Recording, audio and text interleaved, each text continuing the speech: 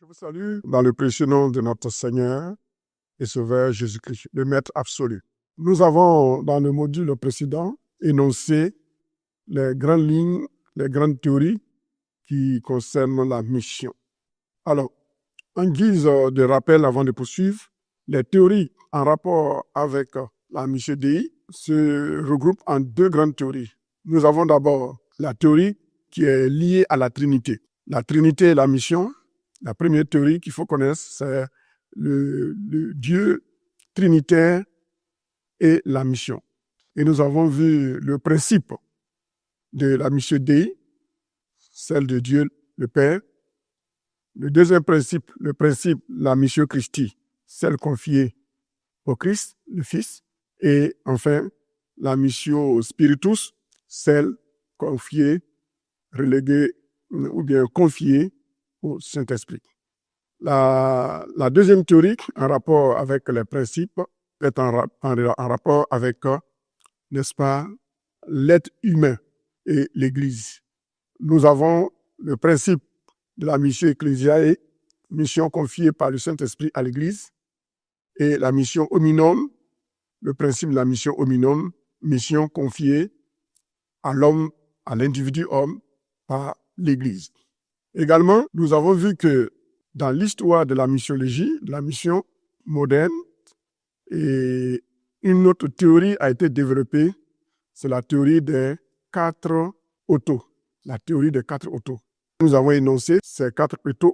Nous allons maintenant les analyser un peu plus en détail avant d'aborder le chapitre suivant. Alors, au niveau des 4 théories, ou bien les 4 autos, la théorie des 4 autos, l'un des auteurs, pas le premier, mais l'un des auteurs est Melvin Hodge. Melvin Hodge, H-O-D-G-E-S. C'est un missionnaire américain qui a développé cette théorie. En réalité, quelqu'un avant lui avait déjà parlé de ça. Mais il me semble que sa théorie n'a pas connu, n'est-ce pas, une proportion.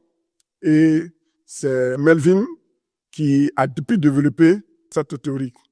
Donc, aujourd'hui, il est vu comme l'auteur ou le père de cette théorie. Alors, de quoi est-il question? De quoi s'agit-il? Melvin s'est rendu compte que la mission avait des problèmes parce que, en réalité, ces 3 théories faisaient défaut, les 3 autos. Tout était géré par les missionnaires. Alors, il s'est dit que quand tout vient de l'Occident, les églises indigènes ne se sentent pas trop impliquées. Et l'église, le christianisme est vu comme une religion extérieure, la religion du blanc. La mission est vue comme une organisation des blancs, donc ce sont eux qui devaient tout faire pour que la mission se développe. Il a compris que les indigènes, c'est-à-dire les autochtones, étaient passifs. Alors, il va découvrir ces 3 autos et il va comprendre qu'il faut responsabiliser l'Église en Afrique. Alors, d'où lui est venue cette idée? En réalité, le vrai père de la théorie des 3 autos n'est pas Melvin Hodge. Lui, il a développé, il a amplifié, et c'est lui qui a plus écrit. Sinon, le vrai auteur de cette théorie, il est du XVIIIe siècle, la fin du XVIIIe siècle, 1796, 1873, il s'appelle Henry Venn. Henry Venn et son compagnon Rufus Anderson. Les deux sont nés bizarrement à la même année, mais Anderson est mort 7 ans après Venn. Donc, les vrais pères de cette théorie sont Henry Venn et Rufus Anderson. Ce sont ces 2 missionnaires qui sont les vrais pères de la théorie des 3 autos. Donc, notez ça bien. Mais Melvin, lui, quand il vient, il n'est pas l'auteur original, mais il est celui qui a vulgarisé. Est-ce que vous comprenez? Il est celui qui a vulgarisé. Il n'est pas l'auteur, mais celui qui a fait plus la publicité de cette théorie. Est-ce que vous voyez? Donc, l'honnêteté intellectuelle exige qu'on reconnaisse que Melvin Hodge n'est pas le vrai père. Ceux qui ont développé cette théorie, ils s'appellent, n'est-ce pas, Henry Venn et Anderson. Retenez cela. Beaucoup d'auteurs parlent de Melvin Hodge. Mais en réalité, les vrais pères sont celui qu'on appelle Henry Venn et son compagnon qui est Anderson, Rufus Anderson. Donc retenez très bien. Ils sont nés dans la même année, mais Venn est mort 7 ans avant Anderson. Il est mort en 1873 et Anderson est mort en 1880. Ces deux missionnaires sont les véritables pères fondateurs du concept des trois autos.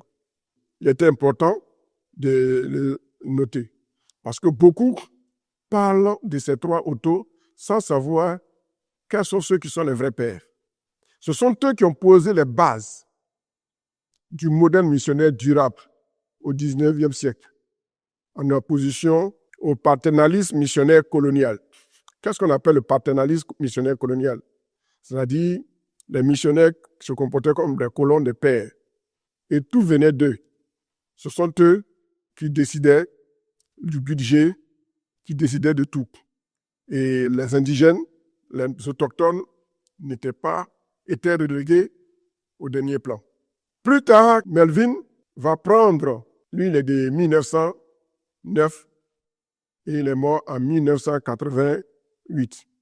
Donc il vient après les Henry Venn et Rufus Anderson. Donc lui, il va vulgariser le travail de ses prédécesseurs. Est-ce que vous voyez? Et il va écrire un livre qu'on appelle l'Église indigène, The Indigenous Church. Et c'est dans cet ouvrage que j'ai eu le privilège d'étudier en licence à la faculté à Lomé. C'est lui qui va vulgariser.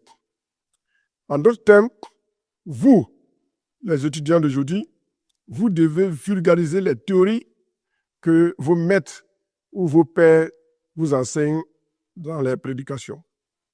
C'est le rôle d'un disciple. Donc, notons ici que Melvin va développer, n'est-ce pas, cette théorie, il va la vulgariser. Mais les vrais auteurs sont Henry Venn et Anderson. Et aussi, plus tard, le quatrième auto va arriver et en général, cela a été développé par un auteur des théologiens du Sud global, à savoir l'Afrique, l'Asie, l'Amérique latine. Et l'un des éminents théologiens s'appelait Shoki Koé, et puis Charles Kraft, un grand théologien. Donc eux, ils vont maintenant ajouter le quatrième auto. Donc ils vont développer 4 autos au lieu de 3. Et le quatrième auto est appelé l'autothéologie. L'autothéologie consiste à dispenser la théologie, mais dans la culture, dans le contexte culturel, n'est-ce pas, du peuple. Alors, analysons en détail les 4 autos. Le premier auto est appelé l'autogouvernement. L'autogouvernement dit quoi? L'autogouvernement dit que l'Église doit être dirigée par les dirigeants locaux sans dépendre des missionnaires étrangers. Cela implique la formation des pasteurs et d'anciens locaux pour prendre en charge la direction de l'Église. Deuxièmement, l'Église doit pouvoir prendre ses propres décisions en matière d'organisation, de discipline et de vision missionnaire. Au lieu que tout soit décidé de l'autre côté, il faut que l'Église locale, l'Église nationale, puisse elle-même prendre les décisions de s'auto-gérer. Parce que la culture n'est pas la même. Le message est unique, mais la culture n'étant pas la même, il faut impliquer les nationaux et les locaux dans la gestion de l'Église. C'est ce qu'on appelle l'autogouvernement. Ce n'était pas une révolte, ce n'était pas une rébellion contre l'autorité. C'est très, très important. Donc, l'autogouvernement ne veut pas dire se soustraire de l'autorité, n'est-ce pas, du Père. Mais non, c'est une manière de dire que nous sommes matures, nous pouvons maintenant nous-mêmes nous prendre en charge. Vous nous avez déjà formés, on est assez mûrs pour se prendre en charge. Qu'en est-il de l'autofinancement? L'autofinancement, l'Église doit subvenir à ses propres besoins financiers, sans toujours dépendre des fonds extérieurs, à savoir l'Occident. Il faut encourager les croyants locaux à pratiquer le principe de la dîme, à payer la dîme et à donner des offrandes. Il faut éviter la toute dépendance économique absolue vis-à-vis de l'Europe et de l'Occident et de la base missionnaire. Cela pourrait freiner la croissance de l'Église et la rendre vulnérable aux influences extérieures. Le jour que l'extérieur n'est pas content, on cesse d'envoyer la manne et l'Église ne pourra pas vivre. Il faut que l'Église se prenne en charge, sans dépendre toujours de la main tendue à l'extérieur. C'est ça l'autofinancement. Or, pour arriver à l'autofinancement, il faut faire quoi? Il faut enseigner. Il faut enseigner sur le donner, sur la libéralité. Il faut enseigner sur la libéralité fondée sur la Bible. Il ne faut pas avoir peur de parler de l'argent. Il faut parler de l'argent, mais bien parler de l'argent.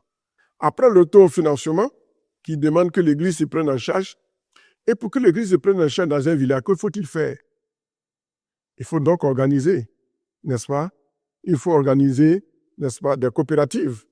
Il faut encourager la libre entreprise, l'entrepreneuriat. Il faut encourager quoi encore? Le système de collectivité, afin que les villageois travaillent les uns pour les autres, dans les coopératives, dans les champs des uns des autres.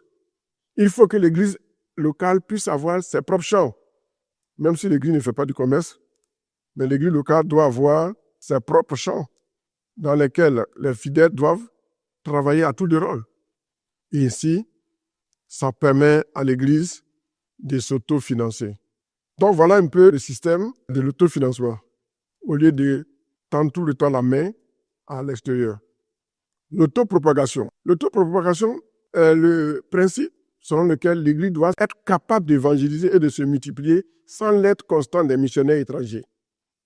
Cela signifie que les croyants locaux doivent être formés pour partager l'évangile eux-mêmes avec leur propre peuple et avant d'aller au-delà. Il faut donc favoriser une vision missionnaire où l'Église indigène envoie aussi ses propres missionnaires au temps convenable. Voilà ce que c'est que l'autopropagation. L'Église doit même essayer de s'étendre elle-même par ses propres ailes. Ça, c'est l'autopropagation. Qu'en est-il de l'autothéologie? L'autothéologie n'est rien d'autre que développer, enseigner l'Église, la théologie biblique, mais en tenant compte du contexte. L'autothéologie ne veut pas dire créer vous-même votre propre théologie, mais l'autothéologie veut dire enseigner la théologie biblique dans le contexte local. C'est ça, l'autothéologie. La capacité d'une communauté chrétienne à former et à vivre sa foi d'une manière propre à sa culture, en tenant compte de ses symboles, en tenant compte de son langage et de son histoire, sans dépendre exclusivement des modèles théologiques importés, occidentaux, coloniaux et missionnaires. Par exemple, le sapin, la neige. Ce n'est pas dans tous les pays africains où il y a la neige. On ne comprend pas le message de la neige. Oui. Le Père Noël, on ne comprend pas. On peut prendre un patriarche traditionnel, oui. Pour parler du blanc, le coton, nous avons le coton. Ça va, on peut prendre le coton. Pour parler de le vin, pas, nous, en Afrique, on ne cultive pas le vin. Donc, quel message on peut prendre? On peut prendre le bissap pour faire la Sainte Seine. Puisqu'on dit aux gens de ne pas boire, on leur dit de ne pas boire, et on leur donne le vin, l'alcool dans la Sainte Seine. Parce qu'on ne peut pas contextualiser en mettant à la place du bissap. Vous voyez, tout ça là, c'est important. C'est ce qu'on appelle l'autothéologie. Ce n'est pas créer son propre Jésus, non, mais créer un contexte linguistique, culturel dans lequel le message est véhiculé. C'est ce qu'on appelle l'autothéologie. Alors, l'autothéologie est donc un terme utilisé dans la missiologie africaine, asiatique, océanique et latino-américaine. Vous voyez, c'est les peuples qui ont été colonisés, qui ont subi l'influence, n'est-ce pas, occidentale. Alors, la contextualisation, c'est quoi? Le concept de la contextualisation a été développé dans les années 1970, notamment par Shoki Koe, le Conseil œcuménique, puis les missiologues comme Paul Hiebert, David Bosch. Paul Hiebert est un grand missiologue, anthropologue. Voilà, il a étudié l'anthropologie culturelle. C'est un professeur, c'est un expert en la matière. Donc, l'auto-théologie n'est pas venue des Blancs, de l'Occident, du moins, mais elle est venue, n'est-ce pas, des théologiens des continents ou des pays d'outre-mer, des pays qui avaient subi l'influence de l'Occident. Donc, c'est comme une réaction, voilà, c'est une réaction contre le modèle paternaliste missionnaire occidental. Voilà. Pendant des siècles, la théologie fut importée de l'Occident et imposée, parfois sans discernement. Mais aujourd'hui, les théologiens de ces peuples, jadis colonisés, ont compris que l'évangile, en lui-même, il est neutre. Mais l'évangile nous a été envoyé dans une enveloppe, dans une forme de la culture coloniale. Vous voyez. Et c'est ce défi-là qui convenait de relever. Par exemple, d'autres sont partis un peu loin. On va parler de la théologie de libération, la théologie de la vie, la théologie du tam-tam, Christ comme ancien, déclin, etc. Bon, quand on pousse un peu trop loin la contextualisation, ça devient autre chose. Il faut rester dans l'équilibre. Voilà. Donc, l'autothéologie a des forces et a des faiblesses.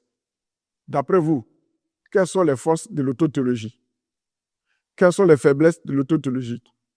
Comme force, on peut dire que l'autothéologie favorise une mission incarnée, une mission authentique, qui peut créer des croisements, qui peut créer des ponts pour que le message de la croix soit bien perçu.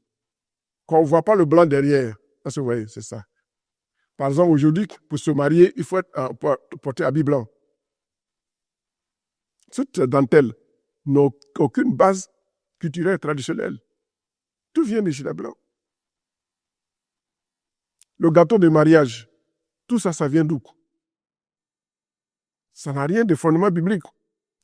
L'autothéologie va nous permettre, n'est-ce pas, de creuser et de savoir qu'il y a beaucoup de formes culturelles que l'évangile, que les missionnaires ont utilisées, qui n'étaient pas utiles. Par exemple, comme je viens de vous le signifier, les habits de mariage, les habits blancs de mariage, également les gâteaux de mariage. Pourquoi ne pas adapter le gâteau à notre foufou ou à notre sakabo ou à quelque chose qui est propre? Oui, c'est ça. Et en Afrique, nous avons nos beaux vêtements, nos guitares. Pourquoi ne pas prendre ces choses? Et pourquoi c'est toujours les choses importées de chez les Blancs qu'on prend comme si c'était biblique? Donc, quand vous adaptez des réalités occidentales qu'on a inculturées dans l'évangile, quand vous enlevez le côté culturel occidental du colon, alors on dit qu'on parle et vous adaptez ça à votre culture. Sans changer le message, on parle de auto-théologisation. Nous devons remplacer ce qui est importé de l'Occident par nos propres valeurs culturelles, sans changer le message de l'Évangile. Voilà ce qu'il convient d'appeler auto-théologie ou auto-contextualisation.